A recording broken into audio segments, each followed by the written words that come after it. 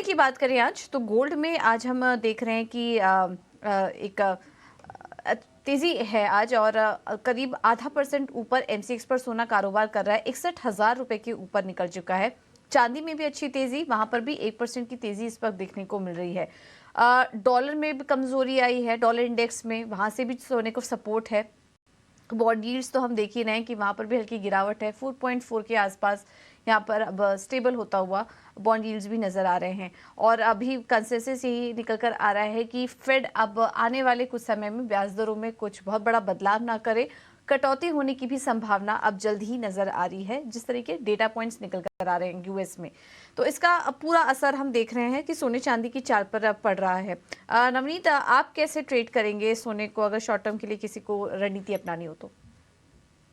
Last 2-3 दिनों में काफ़ी उठा-पटक का माहौल रहा है गोल्ड प्राइसेज़ में और निचले लेवल से एक शार्प बाउंस बैक देखने मिला है। हमने लास्ट 3 दिन में देखा है कि 59,800 60,000 लेवल से 61,000 तक का स्तर हमने होने में आते हुए देखा है। अब मेरा मानना ये है कि $2,010 काफ़ी बड़ा हर्डल रहा है बहुत दिनों से और अभी हम उस लेवल के आस-पास अप्रोच करें तो जब तक वो लेवल नहीं निकल जाता, शायद बुलिश थोड़ा-सा पॉजिटिव रह सकता है, बायस और ₹200-300 की मुनाफ़ा और देखने मिल सकता है। बट लार्जली बड़ा ट्रेंड जो है वो अभी भी 2010 2020 के ऊपर क्लोजिंग पे ही एक्सप्लोर करना चाहिए, जो कि एक नई दिशा दिखा सकता है गोल्ड पर। शॉर्ट टर्म के लिहाज से 61,000 के आसपास बाइंग किया जा सकता है, 60,800 आप स्टॉप लगाएँ, 61,300 तक के टारगेट देखने मिल सकते हैं। बट बड़ा ट्रेंड अभी भी थोड़ा-सा कन्फ्यूजिंग है। ठीक है, तो 61,500 के लेवल्स आ सकते हैं। खरीदारी करने की सलाह है आपको गोल्ड में। यह है सलाह नवनीत जी की तरफ से। भाभी जी, एक और इवेंट हो रहा है, फेड की जो बैठक हुई थी उसके मिनट्स देर रात जारी होंगे, तो उसका भी इम्पैक्ट हम देख सकते हैं।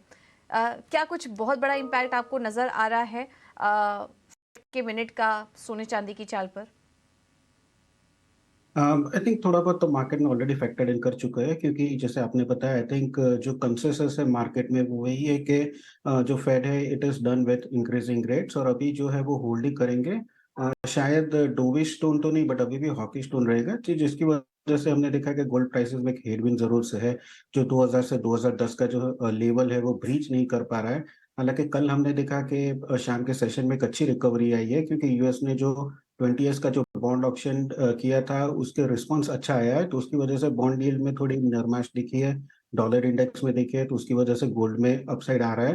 बट आई थिंक 61,500 से 62,000 के ऊपर मुझे भी नहीं लग रहा अभी सस्टेन होगा, क्योंकि 2000 का एक बहुत हर्डल है और कोई बहुत पॉजिटिव फैक्टर आएगा तो ही ऊपर जा सकता है। बट एटलीस्ट तब तक के लिए मुझे लग रहा है कि यहाँ से 200-300 रुपए की अभी भी जगह है। तो इंट्राडे बाय एंड डिप्स की रणनीति रखनी चाहिए। दिसंबर कॉन्ट्रैक्ट अराउंड 60,900, टारगेट का रहेगा 61,100 का और नीचे स्टॉप लॉस रहेगा 60,750 का। ठीक है, तो यहाँ पर भाभी की भी सलाह, सोने में खरीदारी करके चलिए। 61,100 के टारगेट के लिए स्टॉप लॉस होगा 60,750 का। ये है सलाह सोने चांदी पर। अजय, क्या आपका भी व्यू खरीदारी का ही बन रहा है या फिर कुछ कॉन्ट्रा कॉल लेंगे यहाँ पर, और उसके पीछे की वजह भी बताइए। मुझे मुझे लगता है थोड़ा सा कॉशियस रहना चाहिए, क्योंकि मल्टीपल ऑफ टाइम जैसे नवनीत ने और भाभी ने भी कहा कि चीजें काफी डिस्काउंट हो चुकी है। सबसे पहले अगर हम इंटरनेशनल की बात करें तो 2000-2010 का लेवल जब तक ब्रीच नहीं करता नई तेजी आने में समय लग सकता है। वहीं जैसे भाभी ने भी कहा कि फेड के जो स्टेटमेंट है वो बार बार हम देख रहे हैं हॉकिस एंड डॉविस के बीच में ही जुड़ रहे हैं। इससे पहले फेड मेंबर्स ने कहा इन्फ्लेशन के नंबर देखने के बाद ऐसा नहीं लगता है कि इंटरेस्ट रेट बढ़ाना चाहिए, टर्मिनल रेट्स ही है। तो अनसर्टेनिटी कंटिन्यू बनी हुई है। डॉलर इंडेक्स में ऑलरेडी हमने काफी बड़ा फॉल देखा है, तो मुझे लगता है कि फेड के मिनट्स को देखते हुए डॉलर इंडेक्स में एक थोड़ा पुल बैक पॉसिबल है। तो जो 104.50 से 104.80 तक का एक पुल बैक दिखा सकता है। वहीं जब तक 210 का लेवल ब्रीच नहीं करता या डोमेस्टिक मार्केट में 61,500 के ऊपर गोल्ड नहीं जाता है, एक बड़ा दायरा बना हुआ रहेगा जो 60,500 से 61,500 के बीच में है। तो इन सबको देखते हुए बिल्कुल इंट्राडे के लिहाज से मुझे लगता है कि 61,150 पे बेच के चलिए, 61,400 का स्टॉप लॉस रखिए स्ट्रिक्टली, और 60,600 तक के लेवल मिल सकते हैं। कल हमने देखा कि चाइना से जो नंबर्स आए थे उसके बाद हमने एक अच्छा खासा फॉल भी देखा है, तो एक रेंज में बना हुआ रहेगा। उसी को देखते हुए 60,600 के टारगेट के लिए गोल्ड को बेच के चलना चाहिए। ओके, तो एक रेंज बता दी है हमारे सभी एक्सपर्ट ने। अजय का व्यू बन रहा है कि यहाँ से थोड़ा सेलिंग प्रेशर आ सकता है, कॉशियस हो जाना चाहिए इस तेजी में। 61,150 के पास मिले तो फिर बिकवाली करके चलिए, टारगेट होगा 60,600 का। 61,400 के स्टॉप लॉस के साथ आप बिकवाली करके चल सकते हैं। और अगर आपको खरीदारी का ट्रेड लेना है तो उसकी भी रेंज हमारे दोनों ही एक्सपर्ट ने सुझाई है, नवनीत जी ने और भाविक ने। एक बार उनके भी कॉल्स आपको स्क्रीन पर दिखा देते हैं क्विकली। तो ये कुछ लेवल्स हैं जिनको आप वॉच करिए।